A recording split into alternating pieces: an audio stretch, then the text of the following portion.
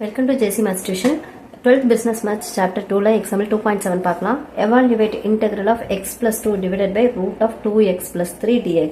இப்போ பாருங்க இந்த சம்ல இங்க வந்து 2x plus 3 இருக்கு, இங்க x plus 2 இருக்கு. அதாவது எதுவுமே வந்துட்டு இதுக்கு மேட்சிங்கா இல்ல. சோ நம்ம இங்க கீழே இருக்கிற மாதிரியே மேலேயும் கொண்டு வந்து நம்ம இதை கொஞ்சம் சிம்பிளிஃபை பண்ணா மட்டும் தான் நம்மளால இது இன்டகிரேஷன் பண்ண முடியும். இந்த சிம்பிளிஃபிகேஷன் ப்ராசஸ் கரெக்டா பண்ணிட்டோம்னா நம்மளோட இன்டகிரேஷன் ப்ராசஸ் ரொம்ப ஈஸியா முடிஞ்சிடும்.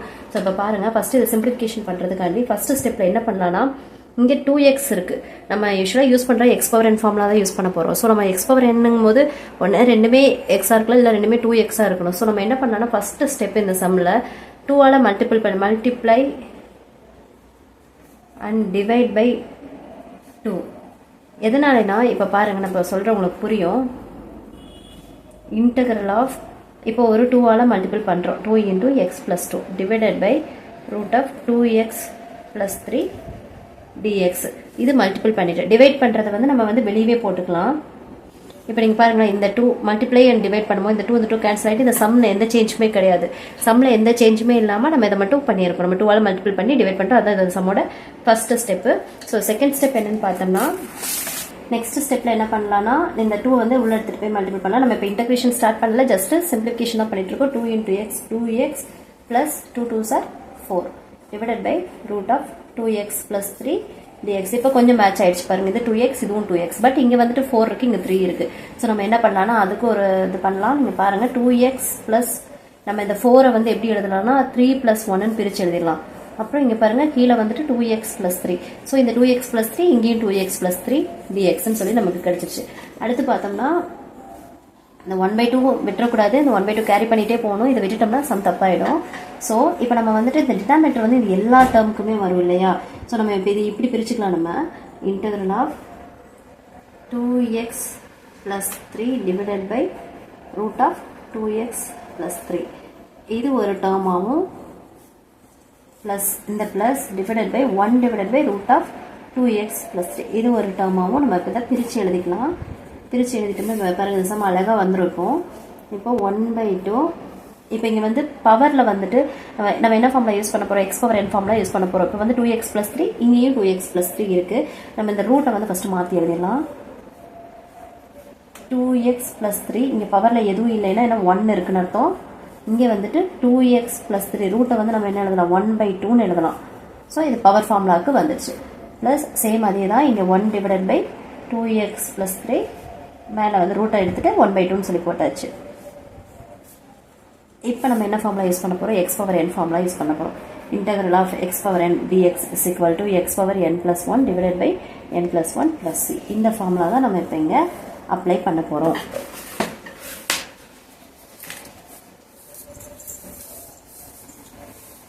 இந்த ஃபார்முலா படி பார்க்கும்போது இந்த 1/2 அப்படியே போட்டுக்கலாம். இப்போ நம்ம இன்டெக்ரல் அப்ளை பண்ண போகிறோம். ஸோ இன்டெக்ரல் சிம்பிள் வேணாம், நம்ம இப்போ அதை உடச்சிடுவோம். நம்ம இப்போ 2x plus 3 சாரி ஓகே. இந்த ஸ்டெப்புக்கு முன்னாடி நம்ம என்ன பண்ணலாம்? இப்போ வந்து பேஸ் ரெண்டும் சேமா இருக்கு. இப்போ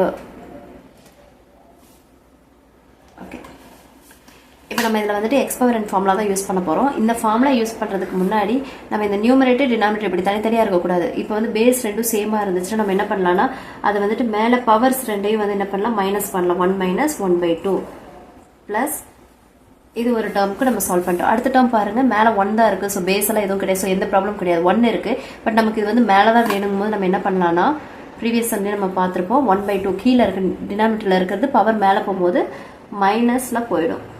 -1/2 இங்கே +1/2னா மேலே வரும்போது -1/2 மைனஸ் இருந்துச்சுன்னா மேலே வரும்போது ப்ளஸில் போயிடும். இப்போ நம்ம பவர் ரூல் அப்ளை பண்ணுறதுக்கு தகுந்த மாதிரி மாறிடுச்சு. இதையும் சிம்பிளிஃபை பண்ணும்போது 2x plus 3 1 minus half தான் வரும். Plus 2x plus 3 minus 1/2 dx. இப்போ அழகாக சம் வந்துட்டு சிம்பிளிஃபை ஆகிட்டு நமக்கு இன்டெக்ரலுக்கு ஏற்ற மாதிரி கிடச்சிச்சு. சாரி நமக்கு இங்கே இன்டெக்ரல் வரும். நம்ம இன்னும் இன்டெக்ரல் பண்ணலை இல்லையா? ஸோ இப்போ இங்கெல்லாம் இன்டெக்ரல் வரும். இப்போ நம்ம இந்த எக்ஸ் பவர் n ஃபார்முலா இப்போ நம்ம அப்ளை பண்ண போகிறோம். இது x இது பவர் n. ஸோ இது 1/2 அப்படியே வச்சுக்கலாம். இப்போ 2x plus 3 n plus 1 இல்லையா? அப்போ n/2 plus 1 கீழேயும் 1/2 plus 1 அதே மாதிரி இது இந்த ஸ்டெப்பில் நான் இன்னொரு விஷயம் சொல்கிறேன். நம்ம ப்ரீவியஸ் எக்ஸாம்பிள் 2.23 எல்லாம் நம்ம பார்த்துருப்போம். இந்த மாதிரி நம்ம எக்ஸ் பவர் என் ஃபார்முலா தான் இது. ஆனால் இங்கே வந்து லீனியராக இல்லாமல் 2x இருக்குது.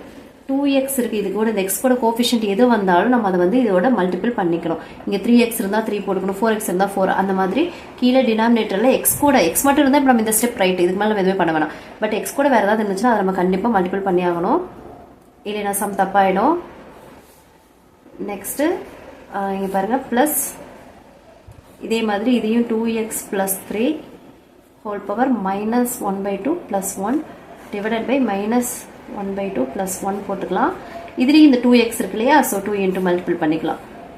இப்போ நம்ம ப்ளஸ் c வந்துடும், ஏன்னா நம்ம இப்போ இன்டகிரேஷன் முடிச்சாச்சு. இந்த இன்டகிரல் பண்ணதை நம்ம இப்போ சிம்பிளிஃபை பண்ண போகிறோம். 1/2 2x + 3 ஹோல் பவர் 2 × 1 2 + 1 3 3/2. அப்போ கீழேயும் 2 × 3/2ன்னு சொல்லி கிடைக்கும்.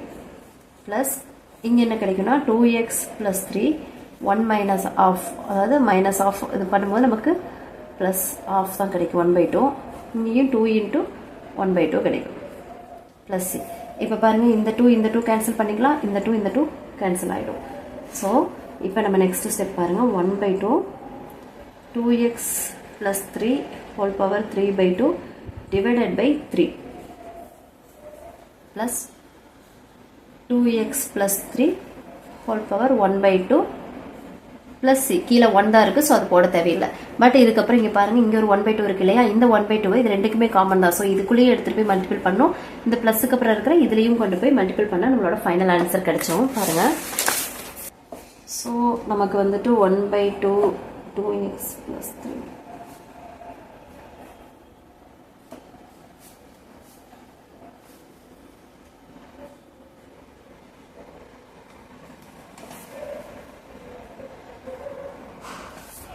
ஸோ நம்ம இப்போ இந்த 1/2 எடுத்துகிட்டு போய் உள்ள மல்டிபிள் பண்ணும்போது நமக்கு இந்த 2 × 3 வந்து 6 ஆகிடும். அப்போ 2x + 3 whole power 3/2 divided by 6 plus இந்த 2 இங்கே எடுத்துகிட்டு போகும்போது 2x + 3 whole power 1/2 divided by இந்த 2 இங்கே வரும்போது 2 கீழே டினாமினேட்டர் வந்துடும் ப்ளஸ் c. இதான் நம்மளோட சம்மோட ஃபைனல் ஆன்சர். இது சம்மில் உங்களுக்கு ஏதாவது டவுட் இருந்துச்சுன்னா கமெண்ட் செக்ஷனில் கேளுங்க. லைக் பண்ணுங்கள், ஷேர் பண்ணுங்கள், மறக்காமல் சப்ஸ்கிரைப் பண்ணி வைங்க. ஃப்ரெண்ட்ஸுக்கு கண்டிப்பாக ஷேர் பண்ணி விடுங்க. தேங்க்யூ.